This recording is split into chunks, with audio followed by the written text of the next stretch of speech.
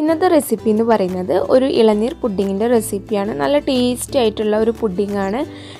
10 minute മതി നമുക്കിത് ഉണ്ടാക്കിയെടുക്കാൻ വേണ്ടിയിട്ട്. ആർക്ക് വേണമെങ്കിലും ട്രൈ ചെയ്യാം കേട്ടോ, അധികം മെനക്കേടൊന്നുമില്ല. അപ്പോൾ അതിന് വേണ്ടിയിട്ട് ഞാനിവിടെ 3 ഇളനീരിൻ്റെ കഴമ്പ് എടുത്തിട്ടുണ്ട്.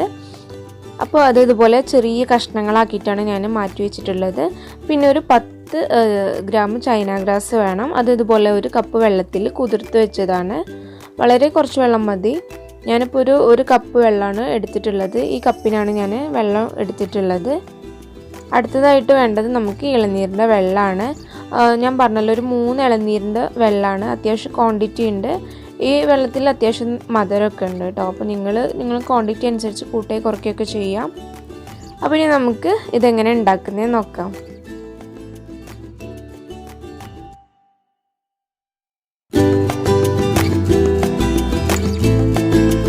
അപ്പോൾ ഞാനിപ്പോൾ സ്റ്റവ് ഓൺ ചെയ്തിട്ട് ഇളനീരിൻ്റെ വെള്ളം ഒന്ന് തിളപ്പിച്ചെടുക്കാൻ വേണ്ടിയിട്ട് വെച്ചിട്ടുണ്ട്. ഇത് തിളക്കുന്ന സമയം കൊണ്ട് തന്നെ നമുക്ക് ചൈനാഗ്രാസ് ഒന്ന് റെഡിയാക്കി എടുക്കണം. അപ്പോൾ നമുക്ക് അപ്പുറത്തെ സ്റ്റവിൽ ചൈനാഗ്രാസ് ഒന്ന് കുക്ക് ചെയ്തെടുക്കാം. അപ്പോൾ ഞാനിപ്പോൾ ഇത് ഹൈ ഫ്ലെയിമിൽ തന്നെയാണ് ഇട്ടിട്ടുള്ളത്. ചൈനാഗ്രാസ് ചൂടോട് കൂടി വേണം നമുക്ക് ഇളനീരിലേക്ക് ഒഴിച്ചു കൊടുക്കാൻ വേണ്ടിയിട്ട്. അപ്പോൾ ഇത് നന്നായിട്ട് തന്നെ ഒന്ന് മെൽറ്റ് ചെയ്തെടുക്കാം.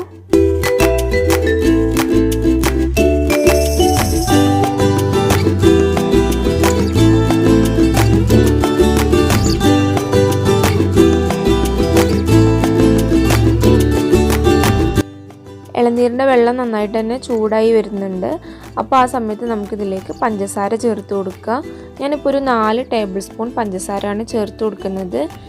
ഞാൻ എടുത്ത ഇളനീരിൻ്റെ വെള്ളം അത്യാവശ്യം മധുരമുണ്ട്, അതുകൊണ്ടാണ് ഞാൻ ഇത്രയും പഞ്ചസാര എടുത്തത്. അപ്പോൾ നിങ്ങൾ എടുക്കുന്ന വെള്ളം മധുരം കുറവാണെന്നുണ്ടെങ്കിൽ നിങ്ങൾ ആവശ്യാനുസരണം മധുരം ചേർത്ത് കൊടുത്താൽ മതി. എന്നിട്ട് ഇത് നന്നായിട്ട് തന്നെ ഒന്ന് മിക്സ് ആക്കുക.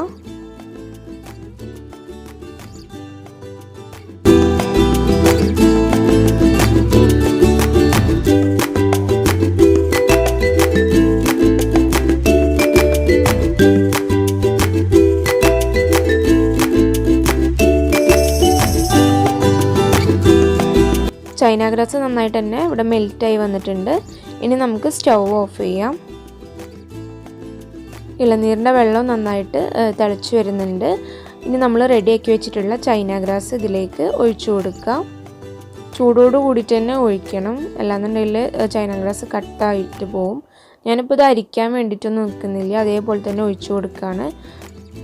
ചൈനാഗ്രാസ് ഒഴിച്ചു കൊടുത്തിട്ട് ഇതുപോലെ ഒന്ന് മിക്സ് ചെയ്തെടുക്കുക. എന്നിട്ട് ഒന്ന് തിളപ്പിച്ചെടുത്താൽ മതി. അതിനുശേഷം നമുക്ക് സ്റ്റവ് ഓഫ് ചെയ്യാം.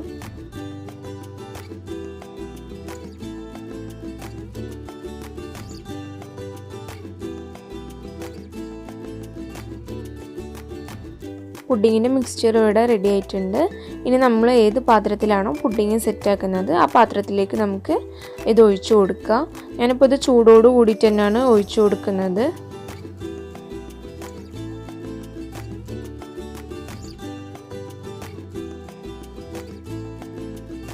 നിങ്ങൾക്കിത് വേണമെങ്കിൽ ഗ്ലാസ്സിൽ അങ്ങനെ ഇഷ്ടമുള്ള പാത്രത്തിൽ സെറ്റ് ചെയ്യാം. ഇതുപോലത്തെ പാത്രം തന്നെ വേണമെന്നൊന്നുമില്ല.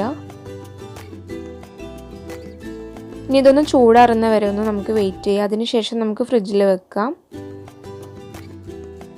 അപ്പോൾ നമ്മൾ ചൂടാറാൻ വെച്ചിട്ടുള്ള പുഡിങ്ങിൻ്റെ മിക്സ്ചർ നന്നായിട്ട് തന്നെ തണുത്ത് വന്നിട്ടുണ്ട്. ഇനി അതിലേക്ക് നമുക്ക് നമ്മൾ എടുത്ത് വെച്ചിട്ടുള്ള ഇളനീര് ചേർത്ത് കൊടുക്കാം. ഞാനിതുപോലെ ചെറുതാക്കി കട്ട് ചെയ്തിട്ടുണ്ട്. ഇത് അവിടെ ഇവിടെയൊക്കെ ആയിട്ട് ഒന്ന് ഇട്ട് കൊടുത്താൽ മതി.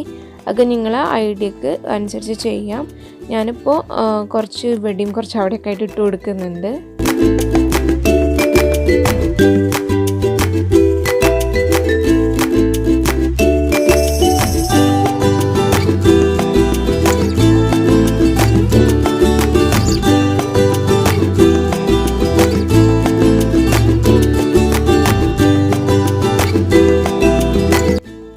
ഇളനീര് ഫുള്ളായിട്ട് ഞാനിതിൽ ചേർത്ത് കൊടുത്തിട്ടുണ്ട്.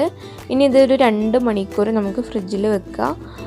2 മണിക്കൂർ മാക്സിമം വെക്കാം, എങ്കിലും ഒന്ന് സെറ്റായിട്ട് വരുള്ളൂ.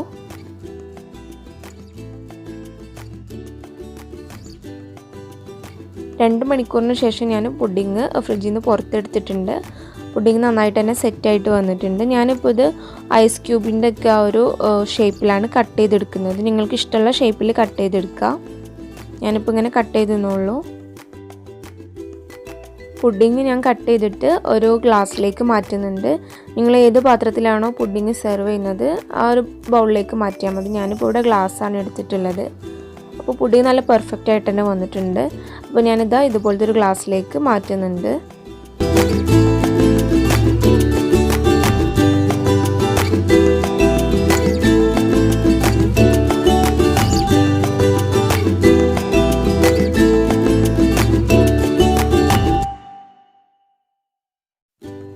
ഇനി ഇതിൻ്റെ മേലേക്ക് നമുക്ക് മിൽക്ക് മെയ്ഡ് ചേർത്ത് കൊടുക്കാം. മിൽക്ക് മെയ്ഡ് ചേർക്കുമ്പോൾ ഒരു പ്രത്യേക ഒരു ടേസ്റ്റാണ്. അപ്പോൾ ഇതുപോലെ ഒന്ന് ട്രൈ ചെയ്ത് നോക്കൂ. വളരെ ഈസിയാണ് ഈ പുഡിങ് ഉണ്ടാക്കാൻ വേണ്ടിയിട്ട്. അതുപോലെ തന്നെ നല്ല ടേസ്റ്റാണ്. ഒരു 10 മിനിറ്റ് മതി. ചെറിയ കുട്ടികൾക്ക് വരെ ഈ പുഡിങ് ഉണ്ടാക്കാൻ പറ്റും. അപ്പോൾ എല്ലാവരും ഒന്ന് ട്രൈ ചെയ്ത് നോക്കുക. അപ്പോൾ അടുത്ത വീഡിയോയുമായി കാണുന്നത് വരെ ബൈ.